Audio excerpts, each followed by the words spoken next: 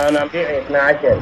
كلمة صعبة جدا أقولها، أنه الموروث الشيعي إذا مو 100% 90% هو محرف.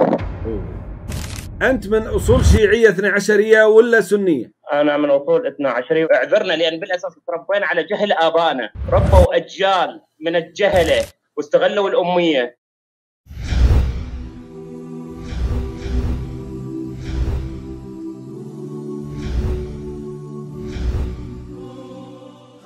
السلام عليكم. وعليكم السلام. سني ولا شيعي؟ شيعي 12. تفضل عشان بس أعرف منو أحاور. تفضل. حقيقة هي تماشيا مع سؤالك ولا هي الكلمة صعبة جدا أن نقول شيعي؟ لا، أنا مسلم.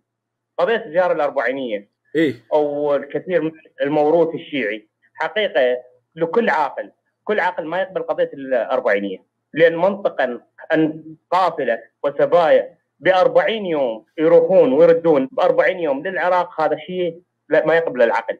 وإذا جادلت أحدهم مباشرة يقول لك انطوت الأرض بمعجزة. حتى الجواب غير منطقي ومخجل. كلمة صعبة جدا أقولها، أنه الموروث الشيعي إذا ما كان 90%، إذا مو 100% 90% هو محرف. تاريخ محرف وانبنى على الخزعبلات والخرافة. وما الذي يبكيك عليه هادي؟ ما الذي يبكيك عليه؟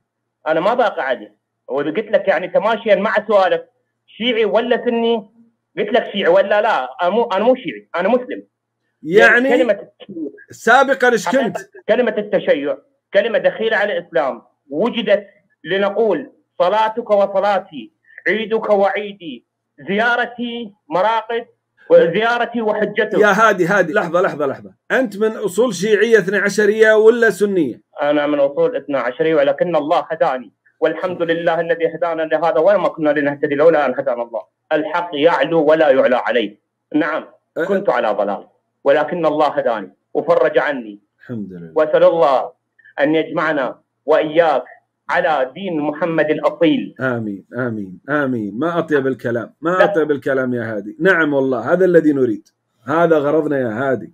النبي دين محمد عليه الصلاة والسلام، الدين اللي يرتضيه رسول الله عليه الصلاة والسلام.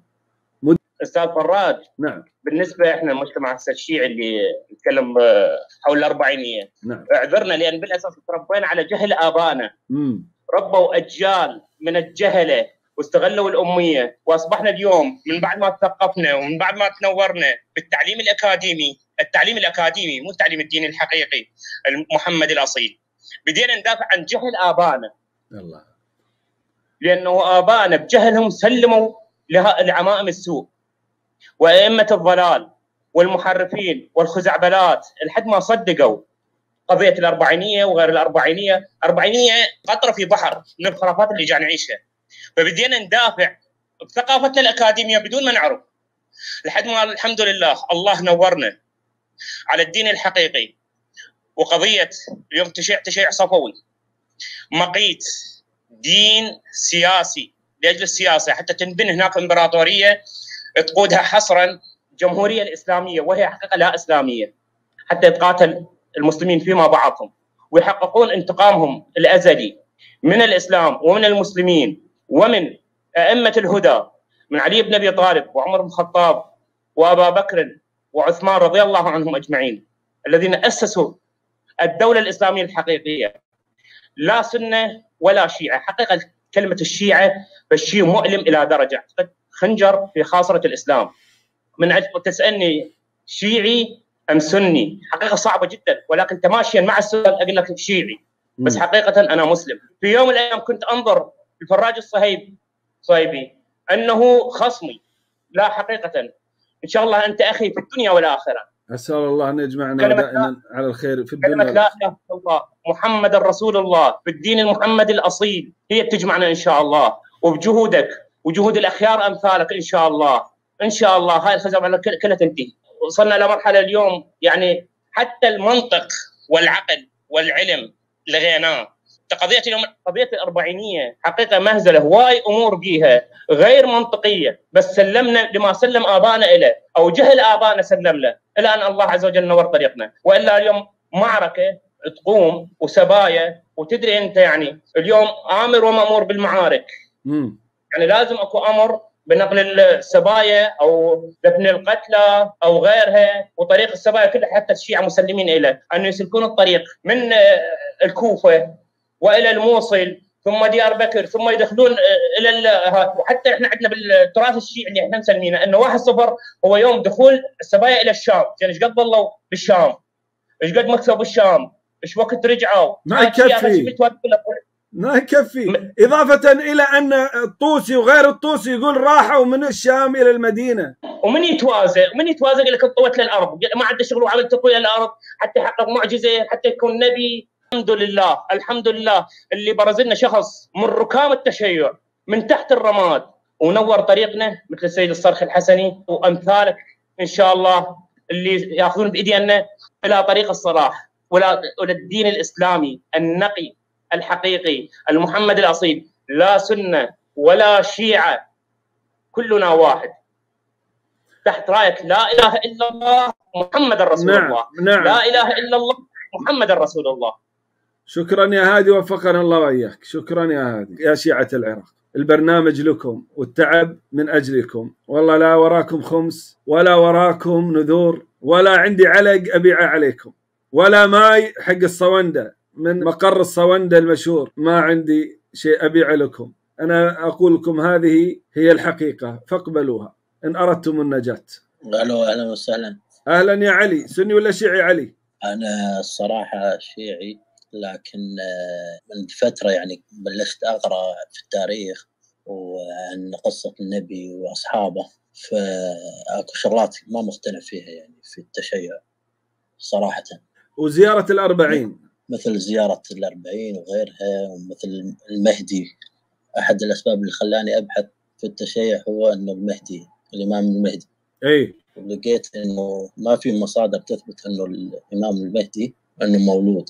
قريت عن جعفر اللي الشيعة يسمونه جعفر الكذاب، رحمه الله.